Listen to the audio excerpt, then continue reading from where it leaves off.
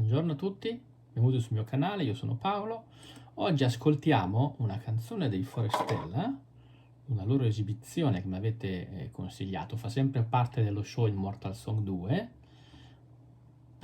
La canzone è Scarborough Fair, che è una canzone scritta originariamente da Simon e Garfunkel. In realtà loro hanno scritto questa canzone prendendo i versi da un'antica canzone popolare di folklore dello Yorkshire, hanno aggiunto qualche verso loro. Questa canzone parla appunto di Scarborough Fair, cioè la fiera di Scarborough, che è Scarborough è una cittadina appunto portuale dello Yorkshire, che nel Medioevo aveva un discreto, diciamo così, era discretamente popolare, aveva un grande via vai commerciale, tanto che la sua fiera appunto era famosa e durava, se non ho letto male, 45 giorni, agosto, metà settembre, insomma, e tutta Europa, insomma, la conosceva e molti ci andavano apposta. La canzone in sé, appunto, popolare, parla di ipoteticamente del personaggio che ci racconta questa storia che, avendo incontrato delle persone che si stanno recando a Scarborough per la fiera, ripesca un antico ricordo della propria mente e dice idealmente a queste persone di salutare nella zona di Scarborough questo suo amore di un tempo. E quindi è una storia, diciamo così, come contenuto del testo, dolce, piacevole, ma anche malinconica e triste. Eh, allora, per questa reazione faremo una cosa particolare. Adesso vi mostro la reazione mia in live, diciamo, appena registrata, di quello che è tutta la canzone. Poi però, alla fine, riprenderemo l'esibizione brevemente, perché c'è tutta una parte a parte la scenografia, ma anche di sceneggiatura, che si può vedere solo nell'insieme una volta visto tutto il pezzo, che secondo me è veramente molto interessante, potrebbe interessare anche voi, quindi rimanete con me fino alla fine. Adesso mandiamo la reazione live a questo pezzo e poi vediamo anche la parte scenografia e sceneggiatura. Partiamo subito.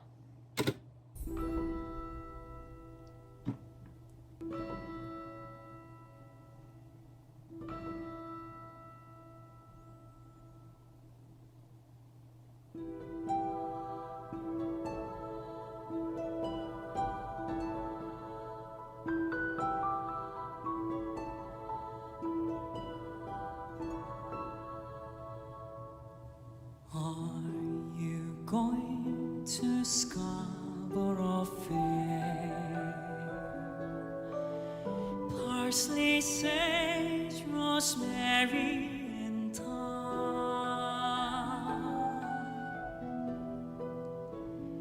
Remember me to one who lives there. She once was a true love of mine.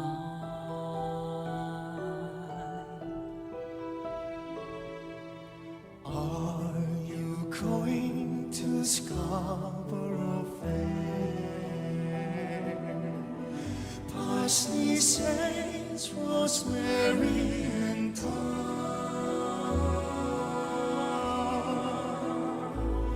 Remember me to one who lives there.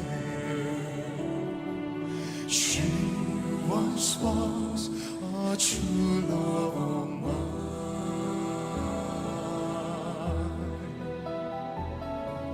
Tell her. Allora, interrompo un attimo. Intanto vediamo subito i colori di tutta la scenografia, sono bianco, blu, colori molto freddi, non c'è nessuna luce calda, quindi anche le luci sono fredde, ma ne parleremo alla fine di questo. Loro hanno cominciato dal primo, diciamo, solista da solo a tutti gli altri, l'ultimo che si è aggiunto adesso è, penso, il bassista, con un modo di cantare molto dolce, molto leggero, molto soffice, quasi sussurrato, quindi un inizio veramente calmo. Anche la musica, tra l'altro, con questo tipo di suono, ci dà la sensazione di una musica fantastica, di un mondo di fantasia, no? Potrebbe richiamare un po' le favole di Walt Disney, mentre ricordiamo Simon e Garfunkel suonavano questa canzone e la cantavano accompagnati dalla chitarra. Andiamo avanti. To make me a Cambridgeshire, beautiful is parsley, sage, rosemary, and thyme. Sing a sparrows on snow-crested bough, without no seas, nor need with such eyes on the mountain should be a true love of Susanna. Are you going to Scarborough Fair? Parsley, sage, raspberry, and thyme. Remember me to one who is there. She once was a true love of mine.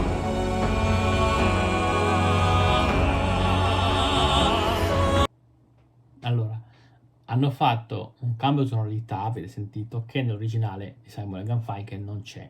Quindi qui è cambiato l'umore, è cambiato qualcosa, e anche la musica infatti è stata, diciamo, è diventata più incalzante, quasi trionfale, quindi molto più potente, anche come musica, non solo come voci. L'originale ovviamente è cantata da Simon & Garfunkel, che facevano alcune volte la melodia e la seconda voce della melodia, quindi due tonalità differenti. Oppure la prima voce faceva una melodia e la seconda voce faceva un controcanto differente.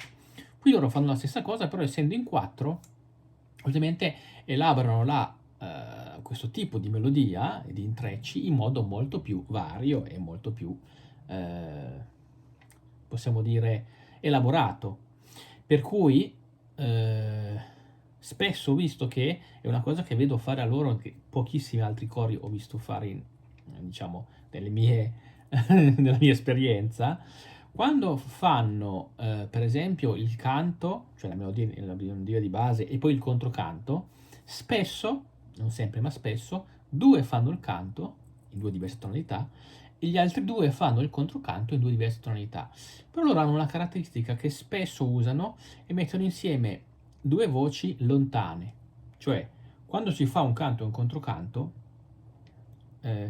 si usano anche tonalità diverse perché sono diciamo melodie differenti. Quando si fa invece il canto e la seconda voce dello stesso canto, tendenzialmente si tende ad usare un tono molto vicino, quindi ci si sposta di una terza o cose del genere, perché questo ci fa sentire la differenza delle due tonalità delle due voci che cantano la stessa melodia, che però sono in tonalità leggermente differenti, che ci dà l'idea quindi di molta coesione e molto armonioso da sentire. Loro spesso invece accostano una tonalità completamente diversa, cioè il canto viene fatto, non so, dal basso, come prima abbiamo sentito, e l'altra tonalità della stessa melodia viene fatta dall'acuto, dalla voce più squillante, una differenza enorme che ci permette, diciamo, di sentire entrambi gli estremi perfettamente. Le due voci non si confondono mai, pur cantando la stessa melodia, perché sono toni talmente differenti che noi sentiamo tutte e due. È una cosa un po' particolare perché è difficile fare una cosa così, perché sentendo bene entrambe le voci non c'è spazio per l'errore. Un minimo errore da parte di uno dei due, una minima sbavatura, e la sentiamo subito. Ma loro non sbagliano, quindi tutto va bene, se lo possono permettere. Andiamo avanti.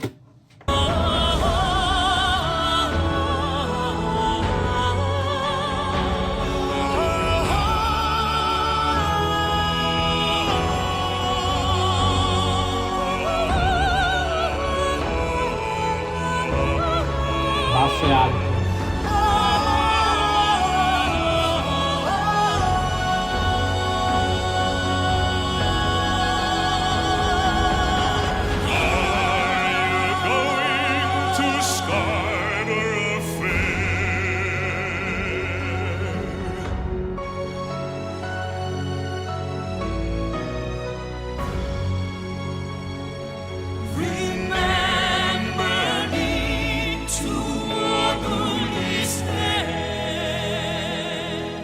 She once was a true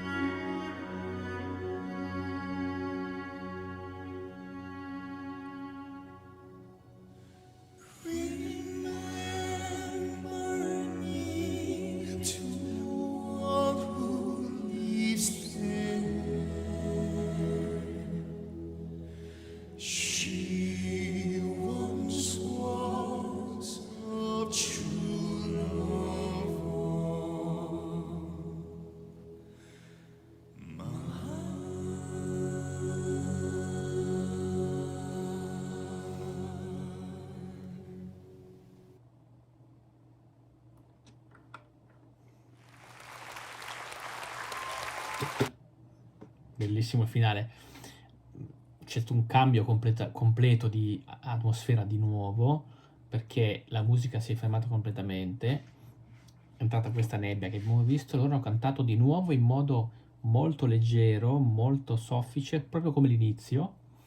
Tra l'altro alla fine hanno fatto quest'ultima parte in cui il basso è diventata una nota, la voce del basso, molto lineare, un po' simile a quando si fanno le meditazioni con gli Om, no? Quindi una nota lineare che si confondeva effettivamente con gli archi che c'erano sotto a fare da sfondo, e quindi ha dato la sensazione che la voce, il canto sparisse insieme alla musica. È stata questa specie di finale, si chiama finale morendo,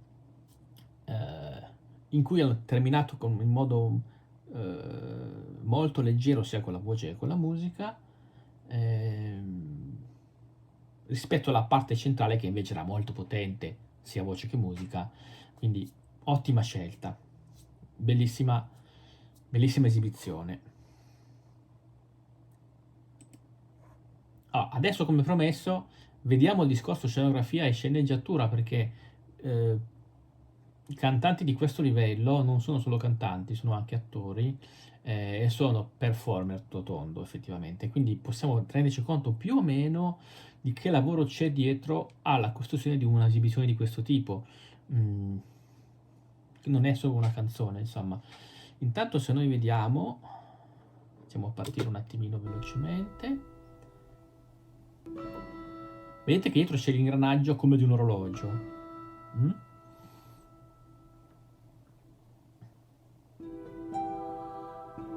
Questa musica da fantasia, quindi da sogno, e il ricordo non è altro che un'immagine mentale, quindi come equiparabile ad un sogno.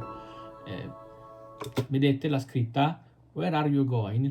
è messa sopra l'ingranaggio di un orologio, come se stesse a indicare che il protagonista, che adesso ci racconta la storia, sta andando indietro nel tempo. Dove sta andando?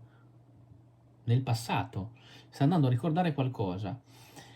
Ma nella storia che ci racconta, lui ricorda lì per lì un qualcosa che aveva dimenticato, quindi che era rimasto congelato nella sua mente, e lo ricorda perché incontra queste persone che stanno andando alla fiera di Scarborough, e quindi lui si ricorda di questo episodio del passato che lo ha riguardato. Infatti qua sentite che cominciano piano, come abbiamo visto comincia lui a cantare con voce molto leggera, gli altri sono fermi sul loro piedistallo, e avete visto, sono tutti vestiti di bianco, vedete, e che è giustamente fatto apposta, perché tutta la scenografia in questo caso è con colori blu e bianchi, quindi molto freddo. È una scenografia molto molto fredda, non ci sono arancioni, non ci sono rossi, non ci sono colori caldi, né nelle luci né nell'abbigliamento effettivamente. Quindi questa frase è ottima perché stiamo parlando di un ricordo, qualcosa del passato, e loro che si muovono piano piano, prima uno, poi subentrano gli altri alla fine il basso, e scendono un po' alla volta da questi piedistalli dove sembrano congelati, sembrano statue. È come se questo personaggio stesse effettivamente risvegliando questo ricordo che era congelato, e piano piano torna alla mente, quindi sta ripescando nel passato tutti i suoi ricordi. Quando poi fanno il cambio di tonalità, effettivamente cambia completamente il clima, nel senso che diventa più vivace, più festoso, come se il sogno fosse più vero, no? E in questo momento il nostro protagonista si sta ricordando di quelle avventure che ha avuto a Scarborough, e quindi le sta rivivendo, sono molto più vive, la musica è molto più potente, loro anche come voce, e tutto diventa molto più vivo, pur rimanendo in questa sorta di colori freddi, onirici, fantastici e non vivi, perché si tratta sempre di un ricordo comunque, non di una cosa che accade in quel momento. Poi a un certo punto, alla fine, lo vediamo qua se riusciamo, quando invece c'è un altro cambio nuovamente, un cambio di, diciamo, di clima, lo vediamo un attimino, quando arriva la nebbia, si quieta la musica, vedete?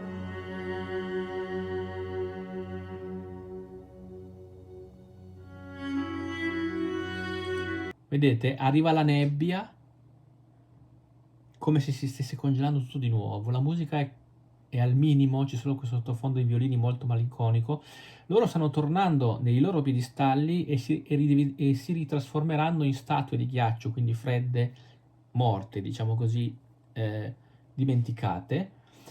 E infatti cantano l'ultimo pezzo con questa voce molto leggera che poi va a scomparire, come se in questo momento in cui la musica si è placata ed entra la nebbia, il nostro protagonista si fosse risvegliato, ricordato in quel momento che si tratta solo di un ricordo, non è una cosa che capita in quel momento. E quindi c'è la parte, diciamo, triste, malinconica di questa esibizione, dove il protagonista si rende conto che purtroppo era un bel ricordo, ma è solo un ricordo lontano, e che tornerà con il loro, diciamo, congelamento di nuovo ad essere dimenticato, perché è stato, diciamo, risvegliato come ricordo solo da quel occasionale incontro con questi viandanti che andavano alla fiera di Scarborough.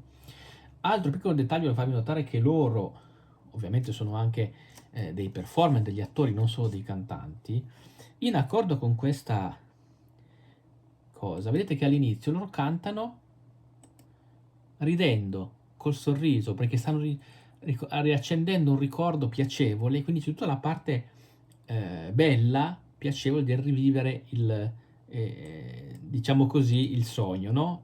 Il ricordo. Alla fine invece, quando cantano l'ultimo pezzo, sono molto tristi, molto seri, non sorridono più, lo sguardo è molto serio, in accordo col fatto che a questo punto chi racconta la canzone è consapevole che purtroppo questa cosa è malinconica e anche triste perché è un ricordo che non c'è più, è una cosa passata. Quindi direi, anche dal punto di vista scenografia e sceneggiatura, è eccezionale, anche perché i grandi interpreti come loro non sono solo delle voci eccezionali, ma sono veramente anche degli interpreti. E dietro a un'esibizione così di pochi minuti, che noi ascoltiamo magari anche così in modo molto leggero, giustamente, c'è un lavoro di progettazione molto, molto profondo, diciamo così. Ovviamente dite la vostra riguardo a questa cosa della sceneggiatura, della scenografia, ma anche la parte della canzone nei commenti, e vi chiedo anche nei commenti di consigliarmi altre esibizioni loro che guarderò sicuramente volentieri, o anche di altri artisti se preferite. Ovviamente iscrivetevi al canale se non siete ancora iscritti, mi raccomando condividete se potete, mettete like se vi è piaciuta la mia reazione, e noi ci vediamo sicuramente in un prossimo video. Ciao a tutti!